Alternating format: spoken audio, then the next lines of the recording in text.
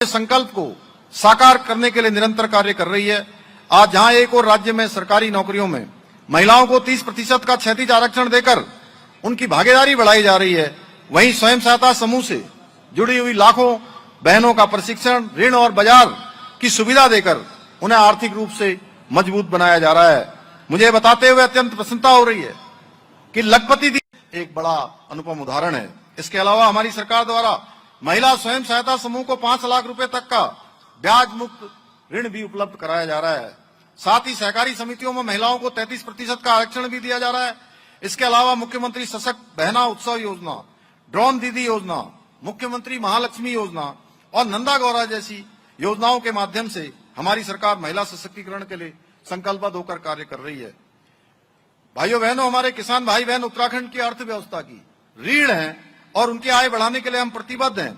हम जहां एक और किसान भाई बहनों को 3 लाख रुपए तक का ऋण बिना ब्याज के दे रहे हैं, वहीं फार्म मशीनरी बैंक के माध्यम से उन्हें कृषि उपकरण खरीदने के लिए 80% तक की सब्सिडी भी देने का हमने प्रावधान किया है। इसके अलावा हम किसानों के लिए नहरों से सिंचाई को पूरी तरह से निःशुल्क कर दिया गया है।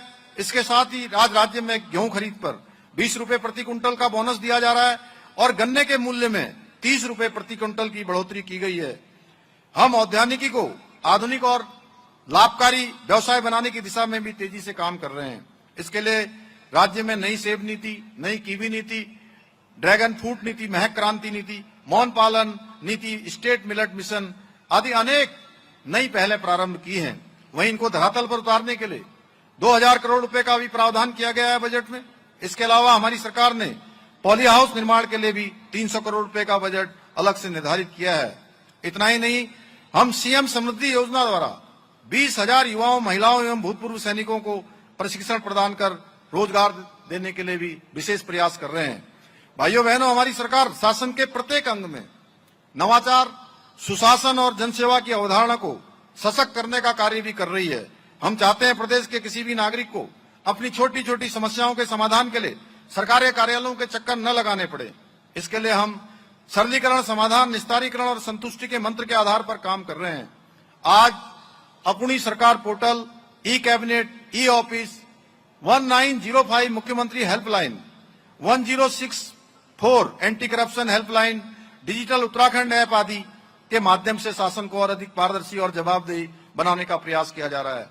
हमारा ये स्पष्ट मत है कि लोकतंत्र में जनता ही सर्वोपरि होती है और सरकार का कार्य पूरी निष्ठा, संवेदनशीलता और समर्पण के साथ जनता की भलाई के लिए कार्य करना होता है। इसको ध्यान में रखते हुए हम अपने जन जन की सरकार, जन जन के द्वार अभियान द्वारा शासन को जनता के दरवाजे तक पहुंचाने का हमने प्रयास किया है।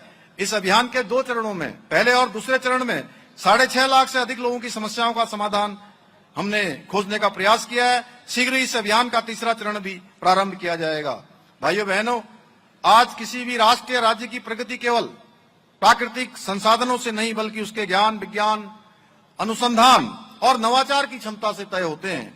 आर्टिफिशियल इंटेलिजेंस, रोबोटिक्स, ड्रोन और सेमीकंडक्टर जैसी तकनीकें अब भविष्य नहीं बल्कि वर्तमान की आवश्यकता है। इस दिशा में हमने राज्य की पहली विज्ञान, प्रौद्योगिकी एवं नवाचार नीति लागू की है, जिसका उद्देश्य राज्य में आत्मनिर्भर नवाचार तंत्र विकसित करना और हमारे युवाओं को जॉब सीकर नहीं बल्कि जॉब क्रिएटर बनाना है।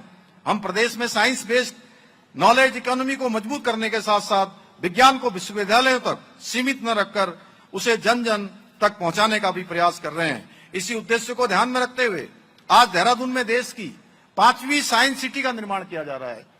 वहीं science and innovation centres, labs on wheels, GIS आधारित dashboard, digital library, patent information centre और स्टेम लैब जैसी पहलों द्वारा राज्य में विज्ञान एवं तकनीकी को बढ़ावा दिया जा रहा है। हमारी सरकार के चौतरफा प्रयासों का परिणाम है कि आज राज्य की अर्थव्यवस्था भी लगातार बढ़ रही है। जहां पिछले 1 वर्ष में जीएसडीपी में 7.23% की वृद्धि दर्ज की गई है, वहीं प्रति व्यक्ति आय में 41% की वृद्धि हुई है। इतना ही नहीं, आज राज्य का बजट 1 लाख करोड़ रुपए को भी पार कर चुका है। पिछले 5 वर्षों में प्रदेश में 20,000 नए उद्योग स्थापित हुए हैं। स्टार्टअप्स की संख्या 700 से बढ़कर 1700 हो चुकी है। होटलों की संख्या में 25% तथा होम स्टे की संख्या में 50% की वृद्धि दर्ज की गई है। हमारी डबल इंजन सरकार द्वारा किए गए विकास कार्यों का परिणाम है कि हमारे जो भाई बहन रोजगार की तलाश में अपने घर को छोड़कर, अपनी मातृभूमि को छोड़कर जाने को मजबूर हो गए थे, वे आज लौटकर वापस अपने अपने घरों में आ रहे हैं, अपने अपने गांवों में आ रहे हैं और स्वरोजगार से जुड़ रहे हैं। इसका प्रमाण रिवर्स पलायन में हुई 44% की बढ़ोतरी है। भाइयों बहनों, उत्तराखंड की विकास यात्रा की गूंज आज न केवल पूरे देश में सुनाई दे रही है, बल्कि हमारे प्रयासों को राष्ट्रीय स्तर पर भी सम्मानित किया जा रहा है। आज कृषि, पर्यटन, स्टार्टअप, लॉजिस्टिक, एविएशन, ऊर्जा, मत्स्य विकास और निर्यात, हर प्रमुख क्षेत्र में देवभूमि ने राष्ट्रीय पटल पर एक अपनी नई पहचान बनाई है। इसका प्रमाण है कि नीति आयोग द्वारा जारी सतत विकास के लक्ष्यों को पूरा करने के इंडेक्स में हमारे राज्य ने पूरे देश में पहला स्थान प्राप्त किया है। साथ ही सार्वजनिक वित्तीय प्रदर्शन सूचकांक इंडिया इनोवेशन इंडेक्स में भी उत्तराखंड ने हिमालय राज्यों की श्रेणी में दूसरा स्थान हासिल किया है। इसके अलावा ईज ऑफ डूइंग बिजनेस में उत्तराखंड को अचीवर्स और स्टार्टअप रैंकिंग में लीडर्स की श्रेणी प्राप्त हुई है। साथ ही उत्तराखंड को लगातार 4 वर्षों से देश का मोस्ट फिल्म फ्रेंडली स्टेट बनने का गौरव भी प्राप्त हुआ है। इतना ही नहीं, खनन क्षेत्रों में किए गए सुधारों के लिए राज्य खनन तत्परता सूचकांक में उत्तराखंड ने देश में दूसरा स्थान प्राप्त किया।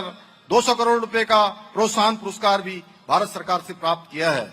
ये सभी राष्ट्रीय सम्मान और उपलब्धियां इस बात का प्रमाण है कि उत्तराखंड आज सही दिशा में तेज गति से आगे बढ़ रहा है। भाइयों बहनों, उत्तराखंड में सरकारें पहले भी हुई, बहुत से वायदे हुए, बहुत से दावे किए गए, लेकिन आप जानते हैं जो फैसले दशकों से लटके हुए थे, जिन्हें छूने से भी विपक्षी सरकारें डरती थी, उन कड़े और ऐतिहासिक निर्णयों को लेने का साहस हमारी सरकार ने दिखाया है। क्योंकि जब नियत साफ हो, नीति स्पष्ट हो और जनसेवा का अटूट संकल्प हो, तो राजनीति का अर्थ बदल जाता है और वो राजनीति नहीं बल्कि जननीति बन जाती है। भाइयों बहनों, ये हमारे लिए गर्व की बात है कि हमने देश में पहली बार संविधान में उल्लेखित सभी के लिए समान न्याय की भावना के अनुरूप समान नागरिक संहिता का कानून लागू किया है। इस कानून के लागू होने के बाद जहां सभी वर्गों की महिलाओं का सम्मान, उनको अधिकार प्राप्त हुए हैं, वहीं विभिन्न कुरीतियों से उन्हें मुक्ति मिली है। मुझे प्रसन्नता है जिस प्रकार पतित पावनी मां गंगा देवभूमि उत्तराखंड से निकलकर संपूर्ण भारतवर्ष को पवित्र जल से अभिसिंचित करती है, आज उसी प्रकार से उत्तराखंड से निकलने वाली ये समान नागरिक संहिता की धारा देश के दूसरे राज्यों को भी इस दिशा में आगे बढ़ने के लिए प्रेरित कर रही है।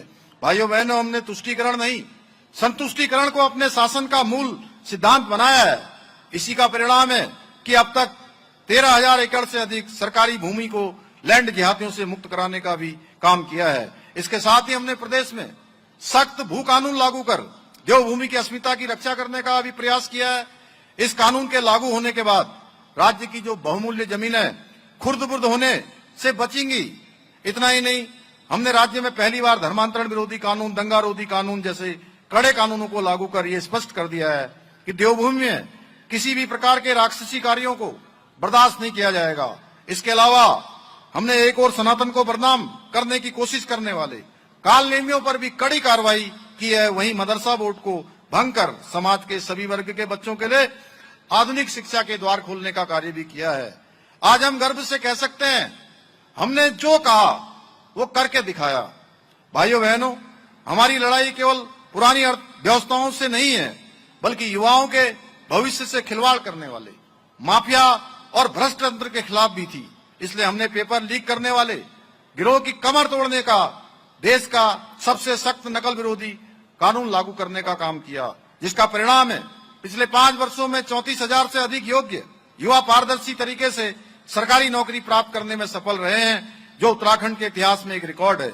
इतना ही नहीं, हम आने वाले समय में कई हजार नए पदों के लिए भर्ती प्रक्रिया भी प्रारंभ करने जा रहे हैं।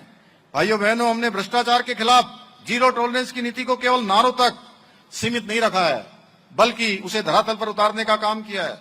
हमारा स्पष्ट संदेश है कि प्रत्येक ईमानदार व्यक्ति का सम्मान होगा और भ्रष्टाचार करने वालों को किसी भी कीमत पर संरक्षण नहीं मिलेगा। इसी का परिणाम है पिछले 5 वर्षों में भ्रष्टाचार में लिप्त छोटे कर्मचारियों के साथ साथ बड़े अधिकारियों पर भी भ्रष्टाचार निरोधक कार्रवाई करने का काम हमारी सरकार ने किया है।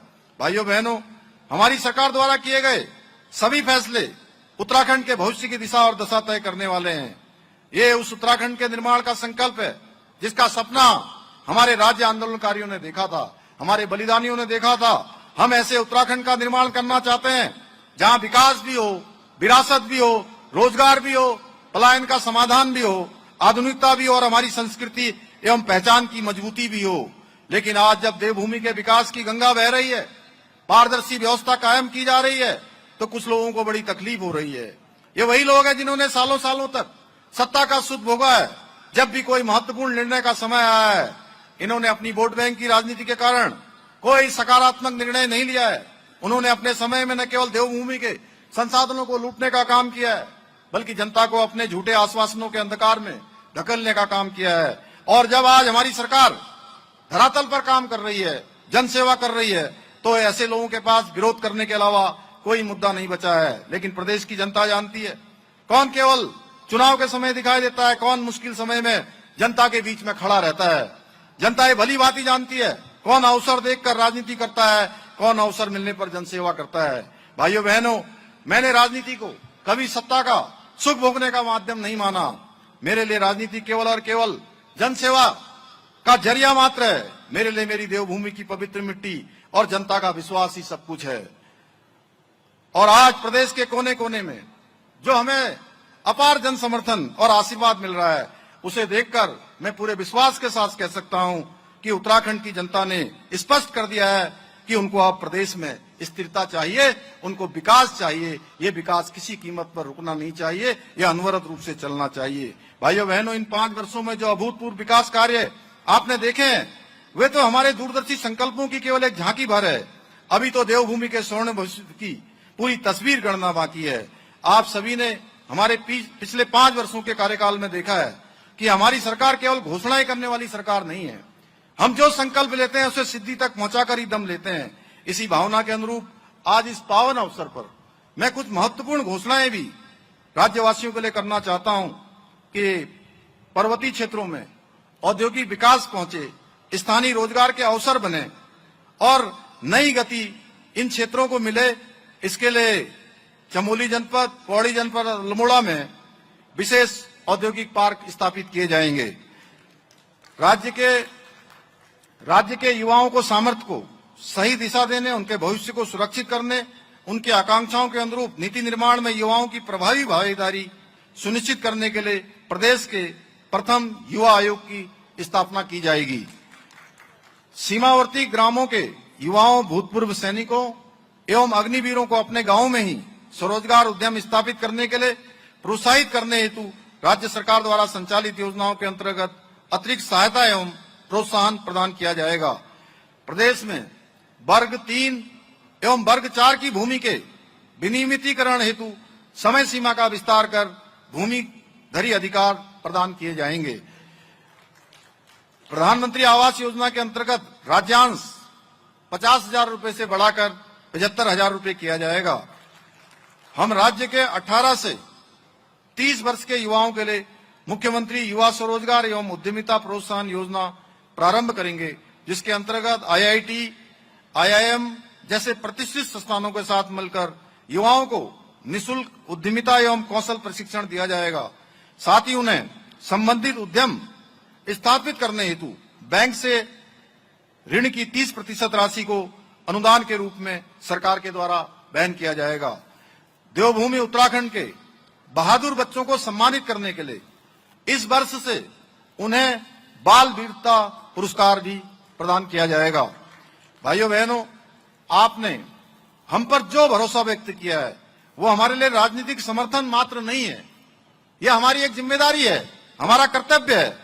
और मैं आपको यह विश्वास दिलाता हूं कि हमने उत्तराखंड को देश का श्रेष्ठ राज्य बनाने का जो विकल्प रही संकल्प लिया है, हम उसे पूरा करके ही दम लेंगे। इन्हीं शब्दों के साथ पुनः सभी प्रदेशवासियों को स्वतंत्रता दिवस की बधाई एवं शुभकामनाएं देते हुए कविता की इन पंक्तियों के साथ अपनी बात समाप्त करता हूं कि रग रग में विश्वास लिए, संकल्प लिए, विकास लिए, सबका हित मन लेकर के आंखों में नौ आकाश लिए, हमें मिलकर बढ़ते जाना है, अभी बहुत आगे हमें जाना है। हम तकदीरों को बदल रहे हैं, हम तस्वीरों को बदल रहे हैं, हम तोड़ रहे हैं जंजीरें, हम अंधेरों से निकल रहे हैं। हमें सूरज नया उगाना है, हमें मिलकर बढ़ते जाना है। हमें अभी बहुत आगे हमें जाना है, अभी बहुत आगे हमें जाना है।